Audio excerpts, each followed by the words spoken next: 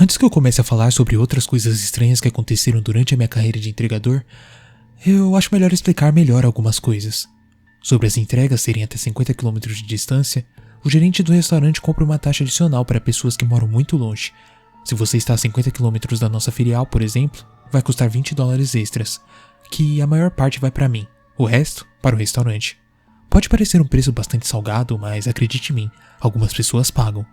Também temos bolsas térmicas especiais para que as pizzas ainda estejam quentes na entrega. Sobre entrar na casa das pessoas, meu gerente permite, se for de forma discreta. Se acharmos que está tudo bem, temos permissão para fazer. Para alguns clientes, frequentemente, principalmente os acamados, sair da cama para atender a porta pode ser uma tarefa muito árdua. E, além do mais, levar a pizza até eles na cama geralmente significa ganhar uma gorjeta maior. Então, por que não? Muitas pessoas comentaram que ficaram desapontadas comigo por eu não ter tido coragem de entrar na casa que eu contei na postagem anterior. Mas é o seguinte, eu estava com medo e aterrorizado de verdade. Independente da quantia de gorjeta que eu ganharia para ir lá em cima, realmente não me pareceu valer a pena para me pôr em tal risco. Mas, deixando isso de lado, eu adoraria contar para vocês outras coisas bizarras que aconteceram comigo quase que diariamente. Eu não sei se os entregadores de outros lugares do mundo sofrem do mesmo problema, mas aqui no norte do Canadá tem algumas coisas bem questionáveis e assustadoras acontecendo. Eu não me considero supersticioso de nenhuma maneira, mas já vi coisas que eu não consigo explicar. Antes que alguém venha comentar que eu sou o único que presencia esse tipo de coisa, eu já deixo claro que isso não é verdade. Eu e outros entregadores nos encontramos algumas vezes depois do expediente em um bar para conversar, e alguns deles ficaram bastante chocados com o que presenciaram. Tem um cara que leva consigo uma lamparina dentro do carro nos turnos da noite, porque ele tem muito medo do escuro depois que alguma coisa que ele não quer falar sobre aconteceu durante uma entrega. Essas coisas que rolam são dolorosamente reais, e isso está nos enlouquecendo.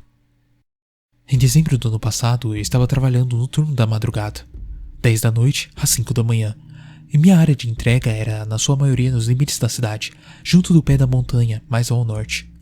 Como era dezembro e estamos no Canadá, tinha pelo menos uns 15 centímetros de neve fresca nas ruas, e apenas as autoestradas das ruas principais estavam limpas de verdade. Dirigir em outras estradas é quase um suicídio. Bom, se você não tivesse um carro potente e uma experiência, seria algo muito complicado. Para minha sorte, eu dirijo um carro AWD, com pneus, com pregos e correntes para caso da estrada com muita neve. E também sou um motorista mais antigo da companhia. Sendo o único com um carro AWD, me pediram para fazer uma entrega quase no limite, mais ou menos uns 45 km do restaurante. Como o tempo estava uma merda, eu liguei para o número do cliente para confirmar o endereço e se eles ainda queriam a pizza. Recebendo um ok do que parecia ser uma senhora muito contente, eu me joguei na estrada. Não sem antes parar para um cafezinho, é claro. Assim que eu saí dos limites da cidade, eu percebi algo alarmante. Todas as luzes, incluindo as do poste, estavam desligadas. Supondo que era uma queda de energia por causa da tempestade, eu liguei para o celular do meu chefe para confirmar. Confirmando que a região realmente tinha sofrido com a queda de energia, eu tentei ligar para a senhora que receberia a pizza. Tentando amaciá-la para receber uma gorjeta boa, eu tentei ser o mais simpático possível. Olá, aqui é seu entregador de pizza.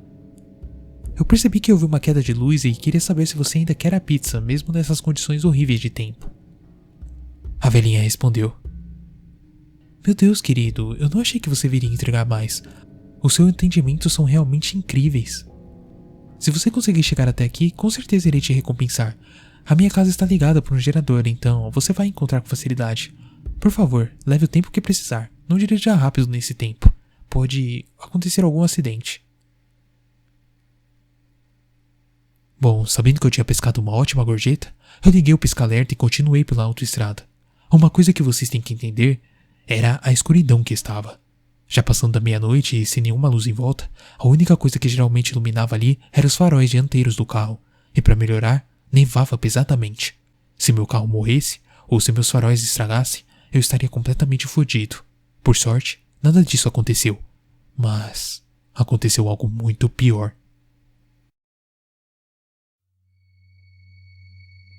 Depois de uns 10 quilômetros de uma estrada provavelmente de terra, coberta de neve no meio do nada, eu passei por um carro parado no acostamento com o pisca-alerta ligado.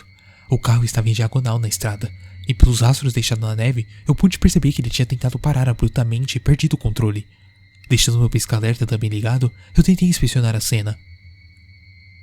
Estando mais ou menos uns 20 metros do outro carro, eu não consegui ver nenhum sinal de vida, e notei que a porta do carro do motorista estava escancarada, com a neve se acumulando dentro.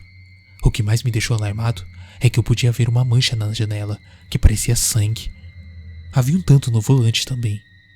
Dava pra ver que tinha acontecido um acidente bastante brutal ali, sendo que havia sangue por todo o assento do motorista. O meu primeiro instinto foi ligar para a polícia, informar o acidente e chamar uma ambulância. Pegando meu celular, a coisa mais clichê do mundo aconteceu. Não havia sinal. Ah, droga. É óbvio que não tem sinal por aqui. Eu estou na porra no meio do nada. Depois desse pequeno surto, eu tentei ver se os rastros no chão me levariam até a pessoa ferida. Nessa hora, eu já havia esquecido completamente da entrega e estava mais inclinado a ajudar seja lá quem fosse que estivesse machucado ali, naquele fim de mundo. As chances de outro carro passar por ali naquela hora eram mínimas, então eu era obrigado a ajudar.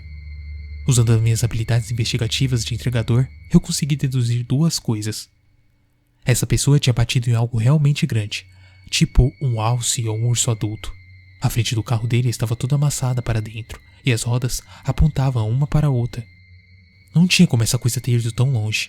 Por experiência própria, eu não conseguia pensar em nada que causaria um estrago tão grande assim em um carro. Vendo uma pequena trilha de sangue na neve da estrada, eu pressupus que ele tinha ido procurar ajuda a pé. Foi aí que eu cometi o meu primeiro erro. Eu segui a trilha de sangue a pé. Querendo bancar o herói, eu me agasalhei e saí na tempestade com a pequena lanterna de LED que iluminava quase decentemente. A essa altura, eu já nem estava mais preocupado com a minha segurança. Depois de 5 minutos de caminhada, eu percebi o quanto eu estava fudido. Foi quando um pensamento correu pela minha cabeça. E se a coisa que o motorista atropelou estivesse ainda por aqui? Julgando pelos estragos no carro, eu só podia supor que ele havia atropelado um urso pardo ou algo desconhecido ainda maior. Lidar com um animal ferido no meio de uma tempestade de inverno não era algo que meu pagamento cobria. Depois de um momento de clareza, eu decidi que a melhor coisa a se fazer era voltar para o meu carro e continuar tentando ligar para a polícia. Eu não tinha dado nem 10 passos de volta para o meu carro quando eu ouvi um barulho que parecia que uma árvore inteira tinha sido arrancada do chão. O som foi ensurdecedor e me deixou totalmente em pânico. Eu comecei a correr de volta para o carro, mas minhas pernas não pareciam corresponder à minha vontade. Depois de dar uns 5 passos rápidos, eu me fudi com força. Eu tropecei e caí de cara na neve e fiquei lá tentando me recompor. Eu estava prestes a me levantar quando eu ouvi novamente. Ouvi o que parecia ser um respirar pesado, que vinha de algum lugar fora do meu campo de visão. Para melhorar, o barulho vinha da direção onde meu carro estava e onde havia acontecido o acidente. Nesse momento, eu já sabia que havia algo muito errado ali. O respirar parecia muito mais animalesco do que humano, e claro, muito mais alto do que uma pessoa poderia fazer. Cagado de medo, literalmente, eu não conseguia me mexer. Depois do que parecia ser uma eternidade, o respirar começou a ficar mais alto, até que eu pude ver o que estava fazendo aquele barulho terrível. Seja lá o que era aquela coisa, mas de pé tinha pelo menos 2 metros de altura. Sim, você está ouvindo isso mesmo. Aquela porra daquela desgraça estava de pé e estava correndo em 2 patas. Mas a cada poucos passos, ele caía e começava a correr como um urso, em 4 patas. Tinha um galope que me lembrava exatamente da corrida de um urso, mas depois se levantava e começava a correr como um ser humano. E era coberto de pelos brancos e grossos. Seria impossível vê-lo contra a neve branca se não estivesse coberto de sangue.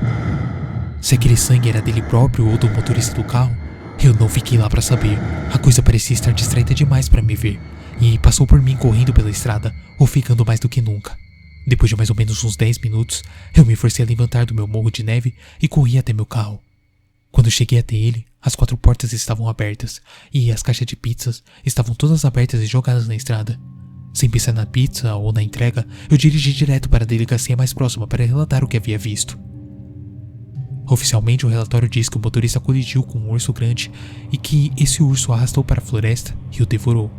Nunca acharam o corpo do motorista, mas encontraram o que parecia ser um pedaço de sua espinha dorsal, a mais de 80 quilômetros de onde o acidente aconteceu. Foi um assunto pesado na nossa cidade. Todos passamos dia procurando por ele.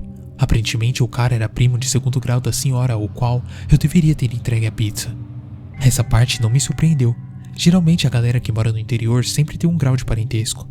O que me deixou realmente chocado é que os policiais e os outros agentes mataram todos os ursos dentro de 50 km da área do acidente e examinaram o conteúdo dos seus estômagos. Nenhum dos ursos tinha requisito de carne humana em suas entranhas. E segundo os relatórios, os estragos feitos só poderiam ser feitos por um urso grande. Aquela coisa que atacou o motorista ainda está solta por aí, e eu realmente espero que eu não cruze com eles de novo.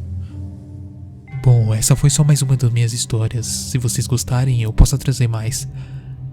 Bem, é só vocês falarem.